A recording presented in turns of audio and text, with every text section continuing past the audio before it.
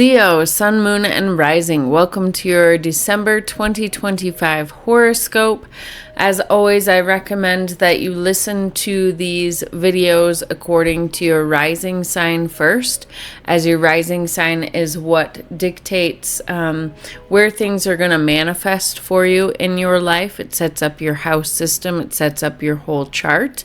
Your sun sign, when you listen for that, it'll be more career oriented. And when you listen for your moon sign, it'll be more home and internal, emotional oriented.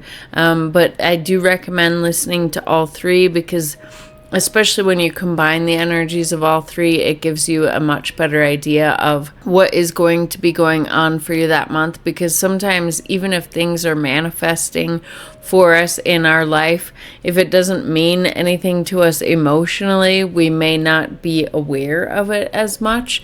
So it is good to look at all three to get a more holistic view of what is going on for you. But I do recommend the rising sign first, just because that is what your entire chart is based up of, and how it's set up is based off of your rising sign. So a little introduction to me.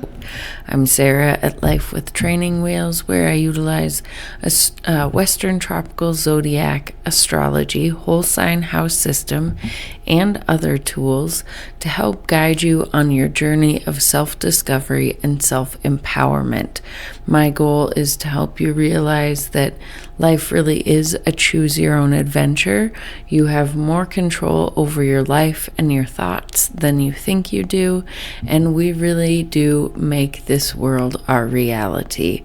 One of my favorite quotes is, "Wherever you go, there you are." So if you keep finding yourself in certain situations, good or bad, it may be a time to look into the mirror.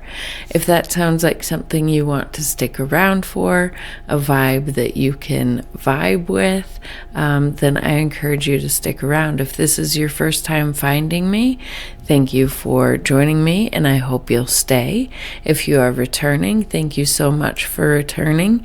Either way, if you could go ahead and engage with this video in some way, like, subscribe, comment, anything like that, it will help my tiny channel grow, and I greatly appreciate it. Just a little bit of housekeeping before we dive into the astrology this month. I do currently have a Your First Astrology course going on right now. It is a 6-week course. I have released the first week video. I am working on editing the second week's video. But basically, I take you from zero, from not knowing how to pull up a birth chart, and walking you through that, and walking you through a couple astrology tools that I use that are free to use, and then explain, the setup of a birth chart, the chart layout, the house system. We'll get into the signs and the planets and understanding your big three, your rising sign, your sun sign, and your moon sign. And then finally learning how to take horoscopes like the ones I give here and like many other astrologers give, and how to take your natal chart and really see more layers of how the energy is interacting with your chart on a more personal level. So that course is going on now. It is delivered via email, and you can ask any questions after each week is delivered, each video is delivered, and I really want to make this course yours, so I would love to have you join me. The information for that is in the description box below. I also am starting up a Patreon membership that would be basically a getting to know yourself monthly membership, where I will teach an astrology topic, teach something about the natal chart and how to read it every month. So not only will it be a learning astrology, but then learning about yourself, because I will teach on a topic and then give a 20-minute personal astrology reading for each person in the course or in the Patreon membership each month according to whatever topic we are discussing that month. So it's like a monthly learning astrology and learning yourself better through astrology membership. If you're interested in joining, the link will be in the description box below for that as well. And although this was a Black Friday deal, I am going to extend it through the month of December, where I will give $25 off of any service I offer on my website if you sign up for my newsletter. I have not really started sending out my new newsletters yet, but I do plan on sending out like weekly astrology, weekly horoscopes, as well as anything else going on any of my YouTube channels or anything else that I feel might be of value or interest to you. It would only be going out weekly at max, perhaps monthly to start. But if you would like to sign up for that, please do so in the description box below. I would love to have you join my newsletter. Now let's go ahead and get into it. Okay, Leo, Sun, Moon, and Rising, I have your sign up on the screen. I highly recommend before you watch this, if you haven't, to go watch the December 2025 collective reading. If for nothing else, I will be going over most of the energy of that, but I do in the latter half of that collective reading go into the Sabian symbols for a couple of the planets that are going to be remaining in 1 degree point the entire month long, Pluto, Neptune, and Chiron. And they are very fascinating to look at and to listen to, because they really do describe what we as a collective, we as a society, we as a world are feeling right now. So I highly recommend that you go and listen to that. I won't be repeating that here, but I will be repeating the astrology more geared toward you. So definitely stick around for that. To start off, we have the Water Grand Trine continuing that was going on all last month in your 12th house, your 4th house, and your 8th house.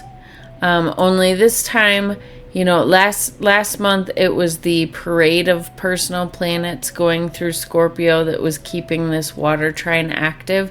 This month it is just Mercury in Scorpio.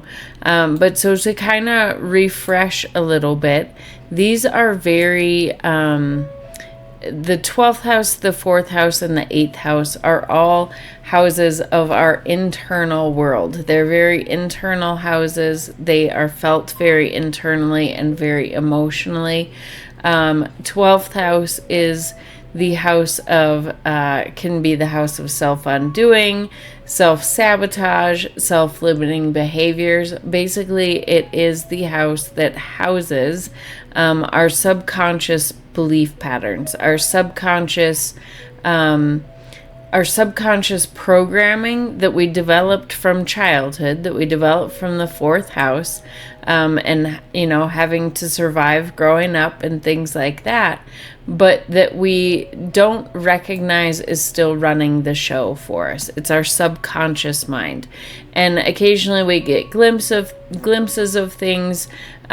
We come to understand our subconscious patterning that is running our life, and we get opportunities to deal with those things and to, you know, erase subconscious patterns that are not for our highest and best good, that we no longer need.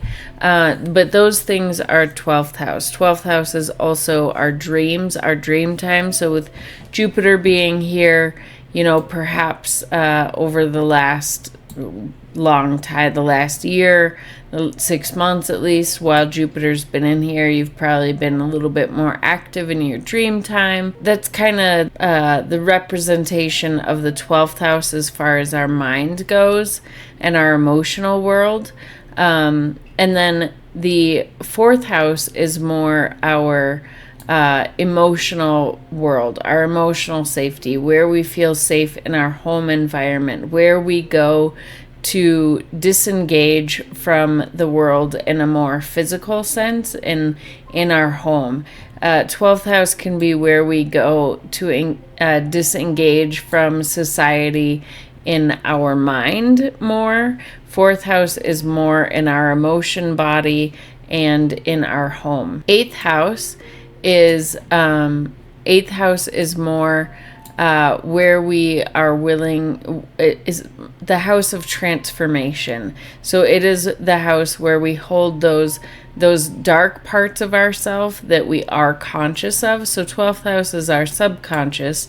12th house is more our conscious internal workings, the conscious parts of ourselves that perhaps we don't want to see. It's the shadow work that we sometimes don't want to engage with. It's where we hold our fears, our guilt, our shame, things like that, and where in order to transform them, we need to be willing to be intimate with ourselves and go through a transformation process of shining a light of love and compassion onto those areas to heal them. So this is easier to see. The 12th house patterns that we have are more difficult to see.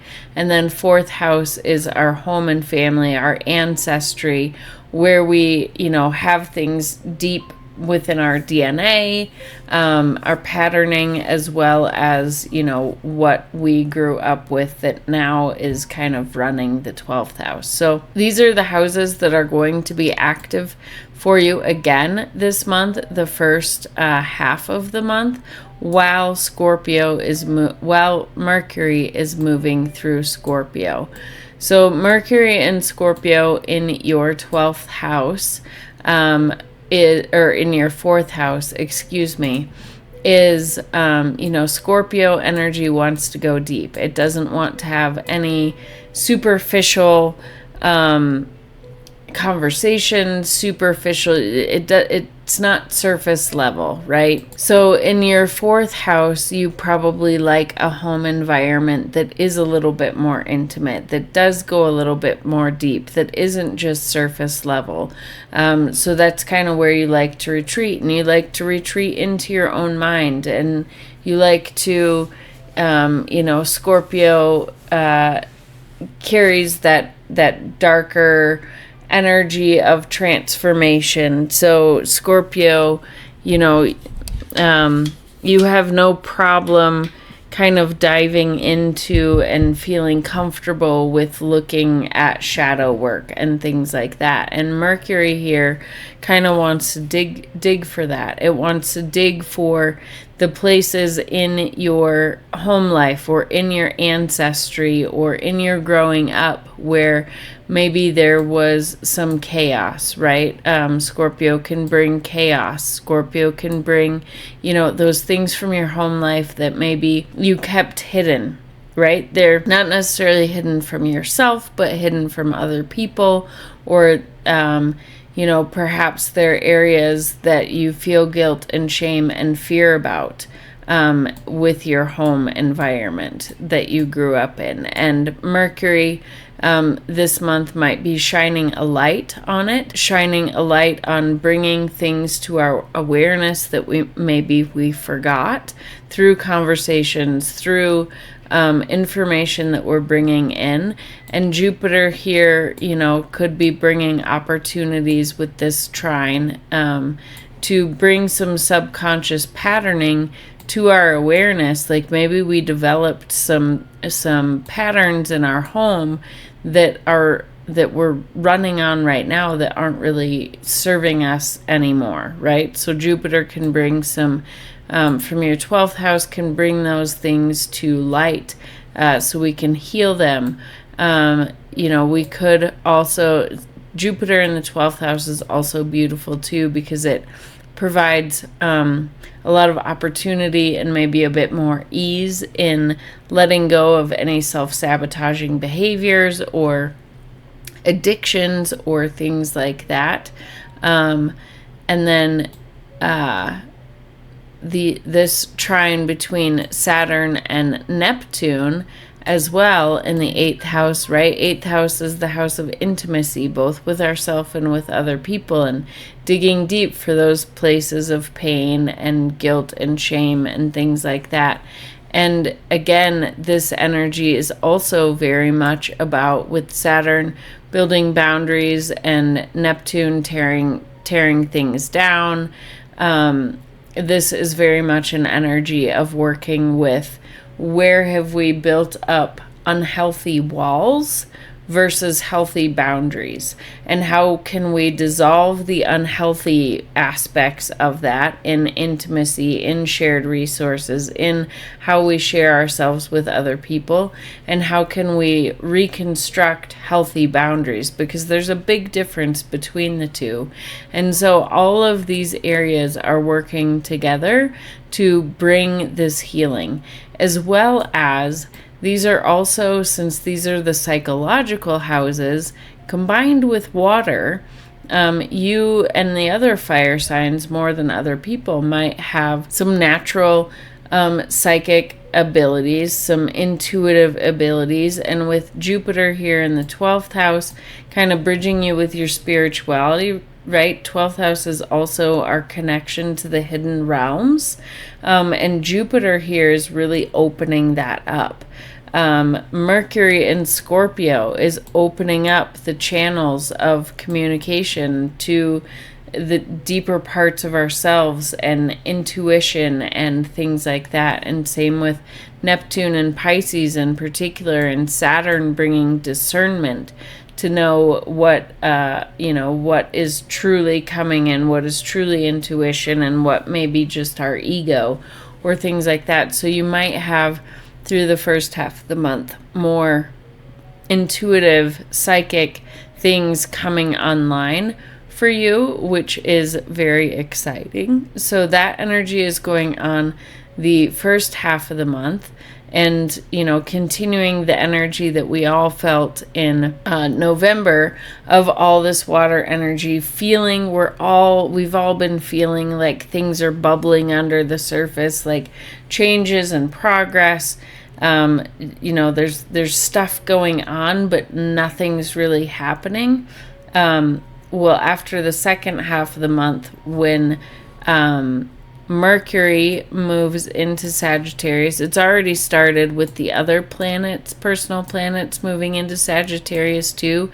We've already, at the beginning of December, felt this energy start picking up, but it'll continue to pick up as these planets move through the fire signs and engage, giving us the drive and the willpower and everything to move forward with all this intuitive things, these opportunities that have been coming to us. The fire sign of Sagittarius is helping us to kind of move these things forward a little bit. But before we really start talking about that, I want to continue talking about what Jupiter is doing, because Jupiter is quite active and providing a lot for us throughout December, especially the first part with this Grand Water Trine, but really it's making some aspects all month long that are supportive to us overall. The first is Jupiter is going to be in a trine, pretty much an exact trine to Saturn all month long. So previously in the year, earlier in the year, Jupiter and Saturn were in a square. So they were, kind of battling each other. Jupiter really wanted to expand in an area in this 12th house, and Saturn wanted to hold us back. Well, now they're in a trine. They're in this talk where they want to support each other.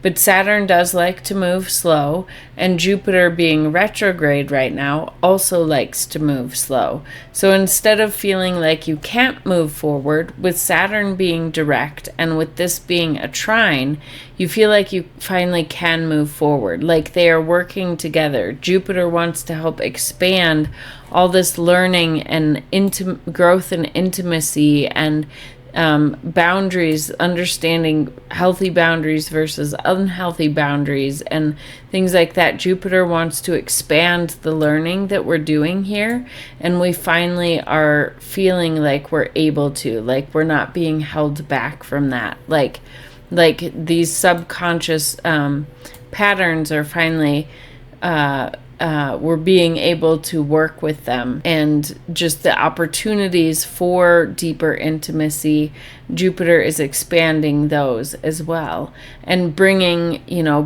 this spirituality, bringing compassion, bringing love, opening us up more to that, to bring to our intimacy as well. It's expanding it. So that is really beautiful energy that we have all month long, but it's building slow because Jupiter's retrograde and Saturn likes to go slow anyway. So it's making sure that we're expanding. It is supporting this expansion and forward movement, forward progress, but in a methodical way that supports Saturn. The other thing that Jupiter is doing all month long is it is in a square, and it was doing this last month as well, to Chiron in Aries. And this is really beautiful divine timing energy in my humble opinion. But it's providing this healing to Aries, to Chiron and Aries, and Chiron is our wounded healer, right? And in Aries, it is where we have held ourselves back for the sake of others. So any wounding regarding that. And for you Leos in particular, it is in your 9th house. So it's where you've held yourself back in 9th house themes. So in your belief systems, where you maybe have held or maybe you have some religious trauma and felt like you couldn't express your belief systems, or that there was something wrong with your belief systems or something like that, like you didn't feel heard within your belief systems. And this can be religious or political or any type of broader belief systems that you kind of structure your world and your life around, right? There could be areas of your life where you've held yourself back for that. This house is also foreign travel. Maybe you've always wanted to travel but haven't, because the people that you've been engaged with or whatever have their interests have come before yours and you haven't been able to, so you've held back for that. This is also the house of higher learning and higher education. So maybe you've had to put your higher learning or higher education on the back burner because of other people or situations like that you have felt and have perceived has kind of held you back, held you down. Or the 9th house is also teacher roles, or either teaching yourself or being able to find teachers. So maybe there's something where you had to keep yourself small and couldn't teach, or were told that you weren't, smart enough, or you didn't have the right knowledge, or you weren't, didn't have the right qualifications to be that type of leader, or, there could be some type of wounding regarding that. And Jupiter is here all month long, giving us opportunities to see, especially from a more subconscious level, more from a spirit. These are both very spiritual houses as well. So I feel this definitely could be more of a spiritual type healing. So Jupiter's providing a lot of healing regarding the oneness, right? A lot of healing opportunity from the other realms, and realizing that you are part of the divine matrix and that you are loved and supported and and that your beliefs matter and you matter just as much as anybody else. And, there can be a lot of healing here coming from your subconscious patterning, your subconscious, maybe even how your belief systems and stuff like that, or what you were taught growing up or things like that have programmed your subconscious patterning. And, what roles Jupiter can be spiritual leaders, what role spiritual leaders had, and just a lot of healing of the subconscious patterns, subconscious programming that may be coming to our awareness to help heal these wounds in our ninth house, in those areas that I just talked about. And this healing is beautiful because beginning next year, when Saturn and Neptune move into Aries, we're going to be ready and needing to start building the new world, right? As we see it collectively and individually. And your contribution in this new world, the new you that is going to be turning over a new leaf, your new iteration of yourself, is largely going to be birthed in this ninth house of your belief systems, of higher learning, of being a teacher, or of finding a teacher. Doing this healing before these planets move into this house in January and February, to me, is just beautiful and magical that we're being given the opportunity to face these squares, right? There might be, since it's a square, it might be uncomfortable. It might not feel great having our belief systems challenged, or learning how to be a teacher and role model and what that means, or putting our education first, right? That might feel weird and feel hard, and these subconscious patterns that are coming up might be uncomfortable. But it is for our best good and for our growth, so that we can hit the ground running next year and make the most of the new us that is trying to emerge. So the other thing I want to talk about is this mini Grand Trine that I have been talking about a lot. This is very fascinating to me because when I just looked and did research earlier this week, this mini Grand Trine, it's been with us for a while. I don't remember. I haven't looked to see when it first started. But it is going to continue to be with us, humming in the background until 2029. That's a long time, right? And it's going to be, all legs are going to be active and within an orb of influence, except for a couple months in the fall in 2027, 2028, and 29. But other than that, it's going to remain this active, humming, supportive, divine energy, divine protective energy, as I see it, humming in the background through 2029. And one of the reasons why I see it as divine is because it is the outer planets. That is the collective movements. These planets, do pertain to our own personal life, but it is also more representative of what is going on in the collective energy.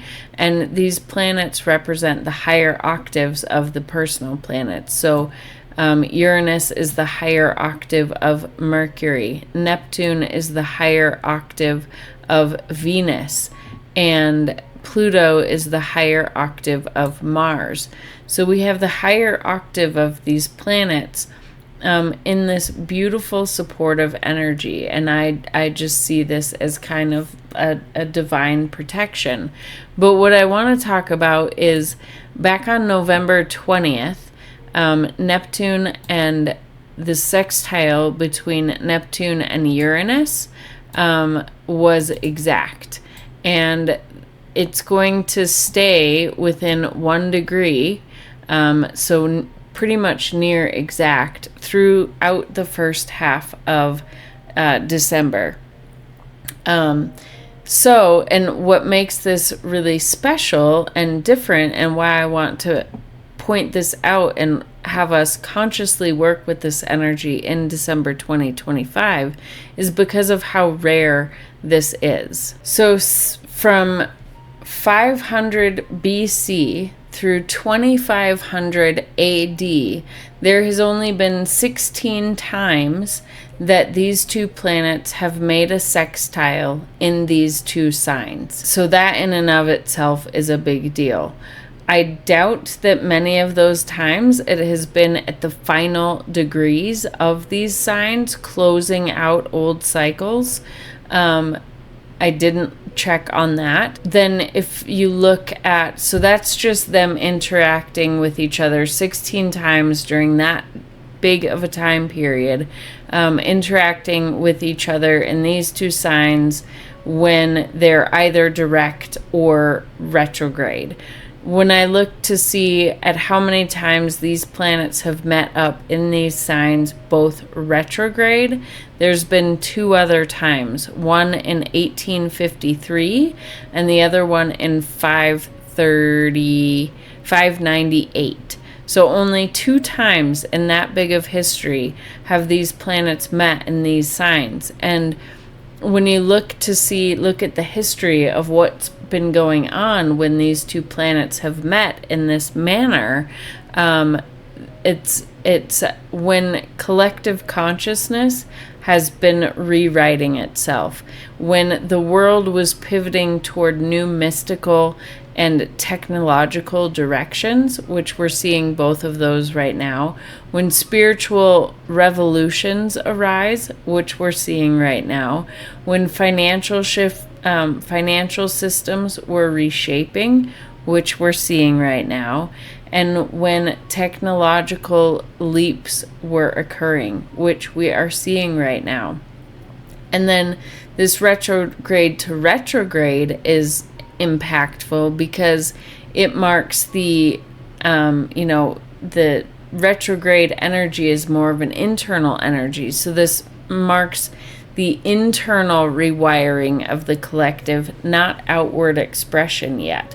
So we're still in this exactness is an internal rewiring, which is partly why I think that this sextile is with us through 2029 to help support us, continue to support us as these planets move direct, so that as this shift starts happening externally rather than just internally, we will continue to be divinely inspired, divinely protected through this massive cultural shifting that is taking place. And I also just want to remind you that you signed up to be here during this time and to be a part of it. So you are an important piece, and don't forget that. Everyone on the planet right now is an important player in this collective reorganization of our consciousness and our world, and it is a very exciting time. So that's the collective, but I wanted to talk about, especially since this is, in a pretty much exact sextile, exact energy through the first half of December, I wanted to talk with you about how you can interact with this energy on a more conscious and personal level. So as we can see, this is happening in your 10th house and your 8th house that are being activated by this. So you're having career and deep transformation are combining, right? So what this could manifest as is career upheavals with a more spiritual purpose. So your career could be realigning with more spiritual integrity or things like that. You could be dissolving attachments to other people's expectations. You could be having breakthroughs in intimacy and trauma healing. And so the best way to work with this energy that you might be experiencing, the best way to work with it on the most conscious level, is to redefine success based on soul purpose, not based on bank account. Trust financial or emotional transformations that are going on for you. Trust that they are for your highest and best.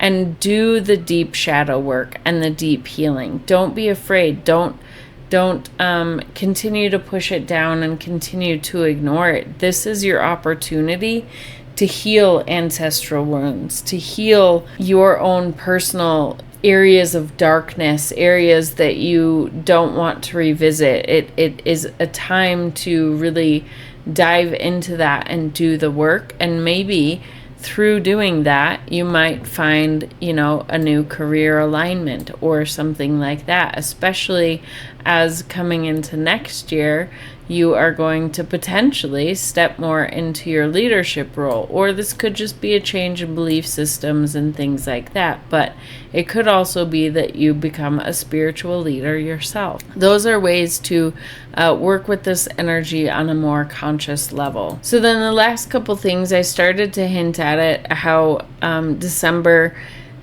we are able to gain some momentum on putting the opportunities and like all the energy that we felt was humming under the surface but didn't feel like we could get anywhere with it all of November. December, we're able to start making progress on that, and that is for several reasons. One is Neptune is turning direct. Neptune is turning direct December 10th. We already have Saturn direct. It turned direct at the end of November. And Mercury is also direct now, that it turned direct at the end of November as well. So those three planets turning direct, we are getting to experience forward momentum on these areas of our life, as well as all this energy in Sagittarius. Fire signs want to get things going. You know that as a fire sign. You don't like to be sitting still. You don't like this heavy water feeling that has been consuming you. You don't like to feel stagnant. You like to move. You like to go. And so now with this this fire energy in your 5th house of joy, creativity, romance, children, inner child, you're feeling a lot of this energy and it's helping move you forward. And one of the reasons why it's helping move us forward is because there's kind of a continuous square between this 5th house and all these personal planets parading through here, and to Saturn and Mercury all month long. And it starts with Mars at the beginning of the month will be the first one squaring this energy. And Mars brings our desire, our motivation, our willpower. So you might be getting some creative ideas on how to build more intimacy, or what walls you need to tear down, more motivation on doing the internal work, especially as it relates to intimacy with your romantic partners, or perhaps related to your inner child healing, transformation and stuff like that related to inner child healing, or healing with your children, with passions that you may have, things like that. And then when the sun comes here and makes these squares, you're going to be just getting more clarity, more like the light of you is going to be shining on your intimacy, and maybe what you missed in your desires, where you might have missed things, opportunities for healing or things like that. The sun will come and shine a light on that. And then Venus, especially because this is the house of entrepreneurship. So if you are re-engaging with your joys and your passions and figuring those out and kind of doing a transformation there, Venus may provide some financial opportunities for that, or might present the right people and relationships to support you in that, or just your romance might have a little uptick and really get some opportunities for deeper intimacy. But remember that these are all squares, so these might not, like, it's not like a trine, like everything's going to be lovey-dovey and all those things. It's like there's a challenge point that needs activation to bring about this healing. So it might be a little bit uncomfortable. You might feel some challenges this month in your intimacy and with your children, or with your romantic partner, or with your joy and creativity, or with your inner child. There might be some tension there, but it is meant to help propel you forward. And then when Mercury finally comes and moves here to make the square at the end of the month, it's going to be, Mercury is your mind and your communication, so it might make the communication better about what's been going on for you internally this month, or it might bring new insights that maybe you missed through the other personal planets parading through. But it will kind of clarify things as well. Mercury also is the planner. It likes to write things down, have the plan, figure out what actions to take. So that could be coming to you at the end of the month as well. The only other two things that I really want to talk about that's going on in December is on the 4th, so a couple days ago, we had a full moon in Gemini in your 11th house. So I'm going to link the video to that right here. So if you want more information on how that may have impacted you, go ahead and listen to that. And then December 19th, we are having a new moon in Sagittarius, so new moon in your 5th house. So this could bring children, or just new opportunities for romance or children, or inner child, or more entrepreneurship opportunities, or more opportunities and a new path forward on engaging with our joys and our passions and our creativity, and new ways to experience that. So that is very exciting, and you have that to look forward to near the end of the month. So that is your December 2025 astrology horoscope. Comment below with how you're feeling this energy, if you are feeling excited for it, or nervous for it, or just feeling overall that we are able to now get a little bit of forward momentum, and maybe you're feeling a little less weighed down. Maybe not yet, since we are still in the first half of December, but that should be easing up as more and more planets move out of the water signs and into the fire signs. And next year it is going to be all systems go on that. So look ahead to my January forecast when I put those out as well. I'm gonna try to get out a yearly forecast as well for each sign. That might be purchase only, but we shall see. Either way, comment below with your thoughts on this month. Any way that you can engage with this video does help me out tremendously as well, to help this tiny little channel grow, and I appreciate anything you can do to help me grow. I hope you have a wonderful month, and I will see you back here soon.